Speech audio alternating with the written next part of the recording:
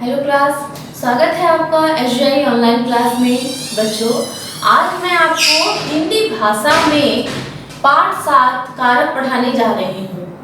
कारक जो है, इन्हें कारक चिन्ह भी कहते हैं। सबसे पहले आप इनकी परिभाषा समझिए, फिर इसके बाद मैं आपको बताऊंगी कि ये कितने प्रकार के होते हैं और उन्हें हम वाक्य में चिन्हों का प्रयोग किस तरीके से करते हैं।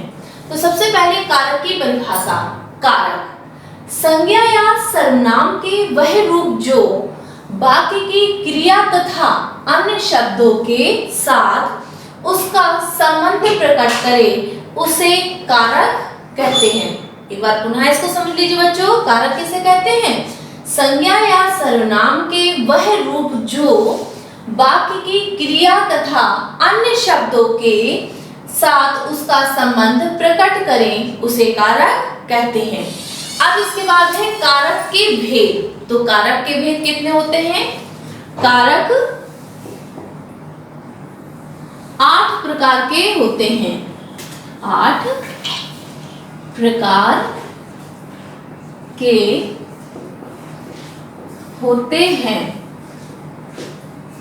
सबसे पहले यहां हम कारक लिखेंगे, उसके बाद कारक चिन्ह।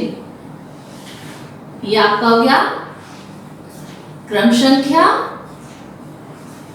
कारक, यहां पर आपके कारक चिन्ह। सबसे पहले आपका होता है कर्ता कारक, चिन्ह होता है ने, कर्ता ने। दूसरा कर्म को। तीसरा कर्ण से के द्वारा। चौथा संप्रदान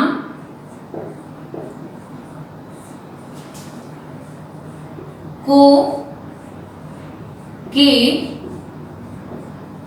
लिए। पांचवा आपका है, पहला हो गया कर्ता ने, दूसरा कर्म को, तीसरा कर्ण से के द्वारा, चौथा संप्रदान को के लिए, पांचवा अपादान, अपादान से अलग होने के अर्थ में, अलग होने के अर्थ में।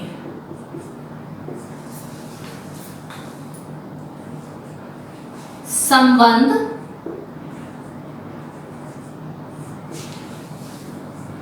का, के, की, रा, रे, री। इसके बाद अधिकरण, अधिकरण में, पे, पर। इसके बाद 8वां आपका है संबोधन। संबोधन में है हे, भो, अरे। तो बच्चों, कारक में सबसे पहले कारक की जो संख्या है वह कितनी है? 8 प्रकार के होते हैं। और कारक की चिन्ह, तो कर्ता ने कर्म को कर्ण से के द्वारा, संप्रदान को के लिए, अपादान से अलग होने के अर्थ में, संबंध का, के, की, रा, रे, री, ना, ने, नी, अधिकरण में, पे, पर, संबोधन, हे, भो, अरे। अब इसके बाद है बच्चों, जब हम कर्ता कारक में कैसे पहचानेंगे कर्ता है, तो कर्ता कारक के लिए हम पहचानेंगे वह रूप जिसके द्वारा क्रिया की जा रही है। तो उसे हम क्या कहते हैं? जैसे कहा जाए कि गीता गाई गई, तो हम उसमें क्या करेंगे, किसके द्वारा, मतलब प्रश्नवाचक लगा करके कि किसके द्वारा गाई गई। तो गीता राम के द्वारा गाई गई, तो राम ने गीता को गाया। तो जहां पर ने चिन्ह आएगा तो वहां पर क्या हो जाएगा, कर्ता कारक। इसके बाद है कर्म कारक। कर्म कारक का चिन्ह क्या है, को। तो इसे कैसे पहचानेंगे, जैसे लेख को लिखा गया, राम के द्वारा लेख को लिखा गया। किसके द्वारा लिखा गया, राम के द्वारा। तो यहाँ पर कौन सा है, कर्म कारक।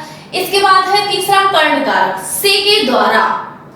से के द्वारा, तो यहाँ पर क्या हो जाएगा कि ब्राह्मण को गाय दान में दी गई।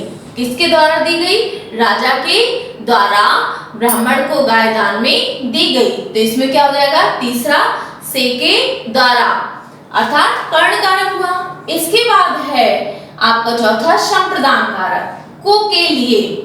को के लिए, यहाँ पर सीता ने श्यामा को पेंसिल दी, तो किसके लिए दी, श्यामा के लिए। तो यहाँ पर कौन सा है, संप्रदान कारक। जब किसी को कोई चीज प्रदान की जाती है तो यहाँ पर हो गया संप्रदान कारक।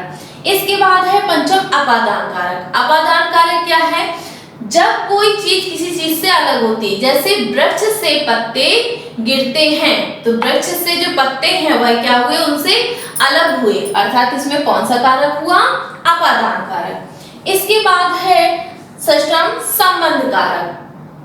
संबंध कारक में ये कारक जो चिन्ह है काके की, ये आपस में एक दूसरे से संबंध व्यक्त करते हैं, अर्थात संबंध को पहचानने में, जैसे राजा का पुत्र, तो यहाँ पर का चिन्ह आया है, तो किसका पुत्र है, राजा का। तो यहाँ पर राजा और उसके पुत्र का संबंध बताया जा रहा है, तो यहाँ पर होगा संबंध कारक। इसके बाद है अधिकरण कारक, में पे पर, ये इसके चिन्ह है। इसमें क्या है अधिकरण कारक में, जहां पर जैसे मेज पर पुस्तक रखी है, तो किस पर रखी है, मेज पर। यहाँ पर आपका पर चिन्ह आया, तो इसमें कौन सा कारक हो गया, अधिकरण कारक। इसके बाद है अष्टम संबोधन।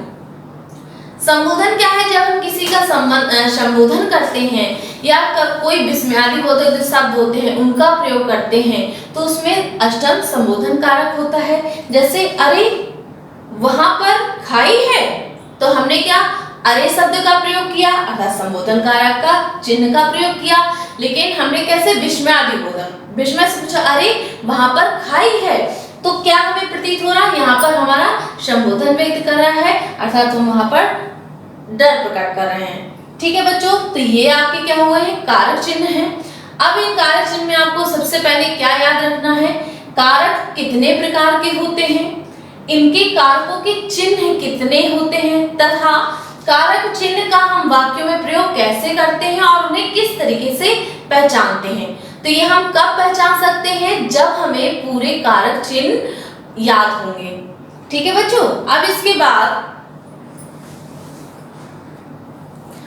साथ बच्चों, जैसे मैंने आपको ये बताया, अब हम कुछ वाक्य आपको बताएंगे, उसमें से पहचानना बताएंगे कि किस तरीके से हम वाक्य को पहचानेंगे कि इसमें कौन सा कारक है। तो सबसे पहला वाक्य जैसे है, हमने लिखा कि सोनम पेंसिल से, सोनम पेंसिल से चित्र बनाती है। तो बच्चों इसमें कौन सा चिन्ह प्रयोग हुआ है, इस वाक्य में से चिन्ह प्रयोग हुआ है। कौन सा है, से। तो सोना पेंसिल से चित्र बनाती है, तो यहाँ पर से के द्वारा, से के द्वारा चिन्ह आ रहा, तो कौन सा कारक पुष्पों में, करण कारक, क्योंकि किसके द्वारा बनाया जा रहा है चित्र, सोनम के द्वारा। ठीक है, तो यहाँ पर कौन सा कारक हुआ, कर्ण कारक, अर्थात तृतीया विभक्ति। ठीक है, इसके बाद सेकंड वाक्य है आपका, जैसे मैंने कहा बालक